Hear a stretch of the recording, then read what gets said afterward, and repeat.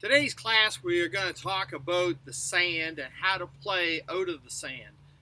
There's two different types of shots that you have out of the sand. First shot that you're going to have, and the one you're going to see mostly, is going to be your greenside bunker. Sand trap or bunker is what they're referred to. This is part of a golf course that is considered a hazard. Okay, this is not it's something that you actually want to be in. However, it's not that difficult to execute shots out of the sand. And that's one of the ideas of, in this class here, I try to portray, the sand trap as being more friendly actually than being considered a hazard. So myself, as you become a better golfer, okay, someone like myself would rather be in the sand than say be in the rough around the green. So I feel much more comfortable out of the sand than I do, say, out of a 3-inch rough. And I'm going to explain that in a second, a little bit more detail. But we're going to go through the basic fundamentals of the type of shot that you're looking for out of the sand.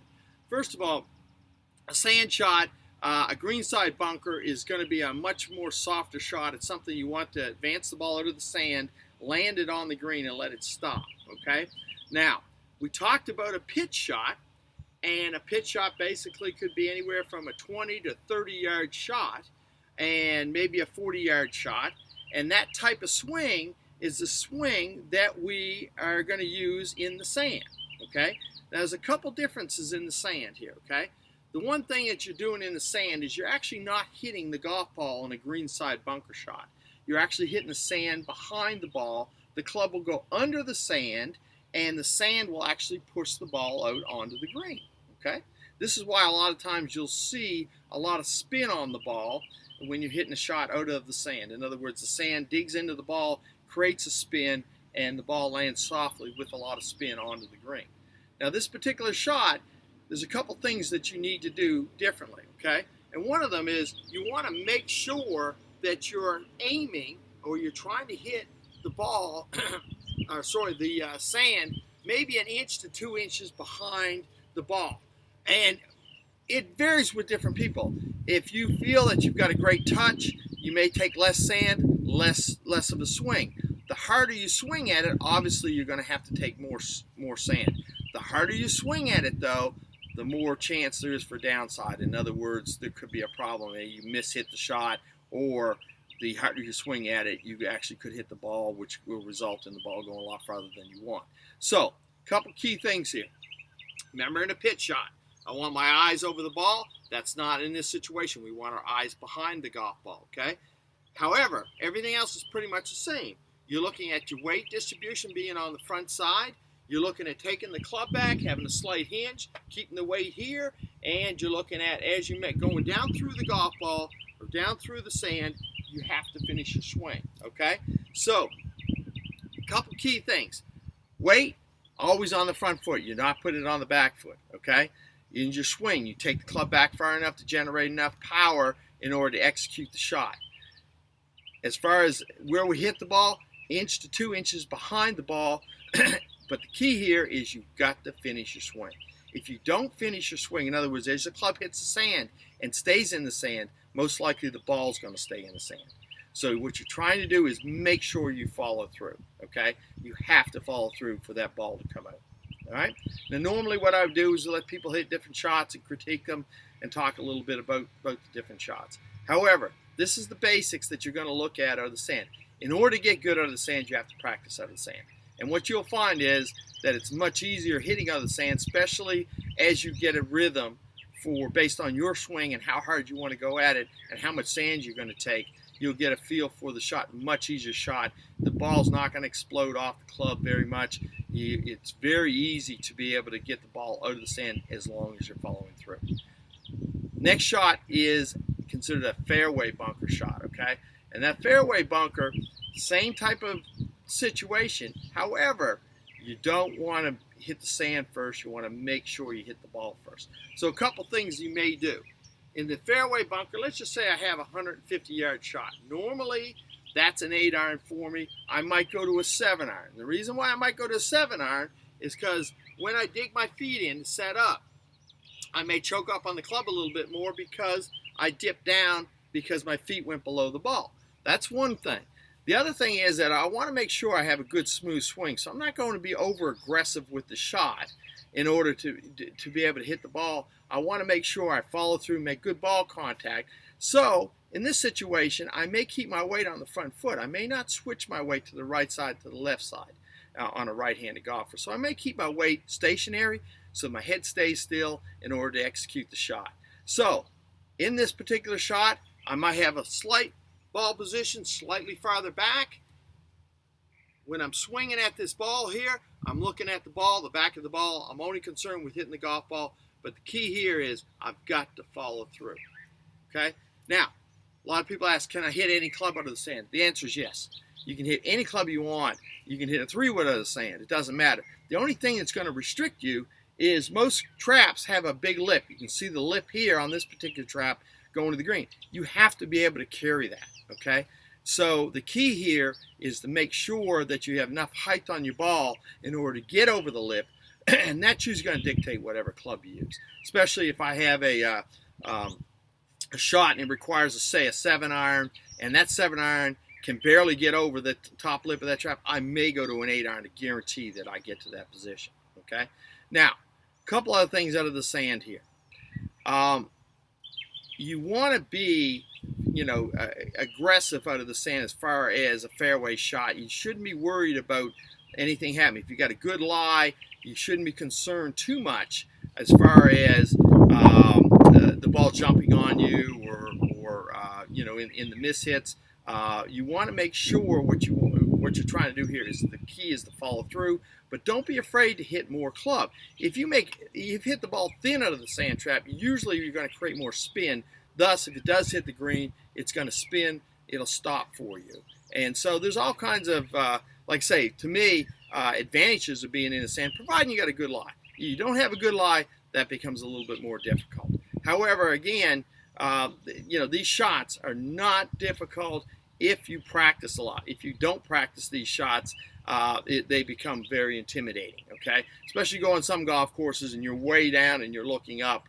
If anybody's ever played in Scotland and get in one of those pot bunkers, you'll understand exactly what I'm talking about. You're very limited on what you can do out of those particular bunkers. But again, don't be worried. Try to hit a few shots out of the sand. Try to make sure you're taking a greenside bunker, you're taking lots of sand, and then from there, in a fairway bunker, you're making sure you make contact with the ball. You need to practice. This is one thing a lot of people don't do is practice out of the sand. Any questions about the sand? I know I've kind of rushed over it a little bit, but please make sure that you contact me if you have any particular questions about the sand shots. At this point, I'm going to talk a little bit, and I'm trying to keep it short, but I'm going to do a quick review for you of what we've learned. Now, we talked about the grip.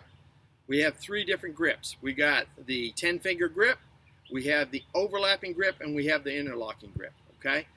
Our grip, our V's that are created between our thumb and our index finger are supposed to go to our right shoulder or the middle of our chest or anywhere in between, okay? That's the ideal place that we want those V's that are created here, okay? On the grip. They need to go to the right shoulder. That's on a right-handed golfer. Everything's opposite for a left-handed golfer, okay? When we set up to a golf ball, we always set the ball inside left heel, okay?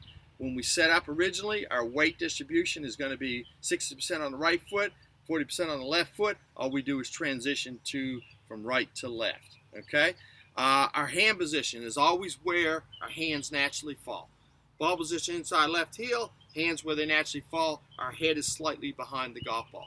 Our ball position for every club, or different clubs, our wedge is going to be off our left ear, and our driver is going to be off our left shoulder for a right-hander. So all clubs are going to be in between that area. So that means your head is behind the golf ball. And why is your head behind the golf ball? Because you're making the turn behind the golf ball. You're not making the turn over the ball. Remember that baseball analogy I used where you want to make sure you're making contact out in front of you? It's the same thing with the golf ball. You're turning into the golf ball, okay? All right, so the mechanics of the swing, and I'm going through this quick. Left arm, always straight. All we do is get back club back. We've turned our hip in. We hinge our hands. As we come down, we let gravity bring the club down. We take our right hip, start turning it towards the golf ball. We make contact, and we follow on through, okay? We're trying to move our hips in the same space. All we do is do this complete rotation. This is the key to the golf swing, is to get the rotation down, okay? You need to make sure that you're making good rotation with the bottom part of your body. It'll move all the other parts of your body, okay? It's that rotation that gives you distance. It's not the strength in your arms, okay? From there, we're looking at a full swing here. This is something I may not talk about a little bit more.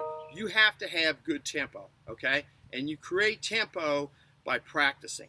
And you want to keep that same tempo, because what you're trying to do or trying to achieve when you start striking the ball well is you're trying to achieve distance control, okay? So you want to know that based on your golf swing, that 7-iron, say, goes 150 yards. If you swing harder at it, obviously it's going to go farther. If you don't swing as hard, it's not going to go as far. So you want to develop a tempo that makes sure that that distance is consistent every time, okay?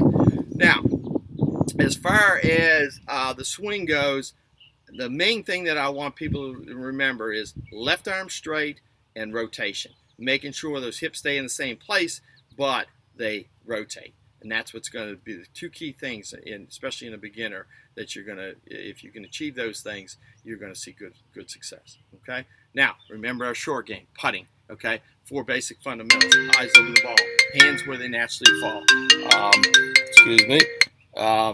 Hands where they naturally fall. Weight on the front foot and no breakdown in the wrist, okay? Those are 4 basics.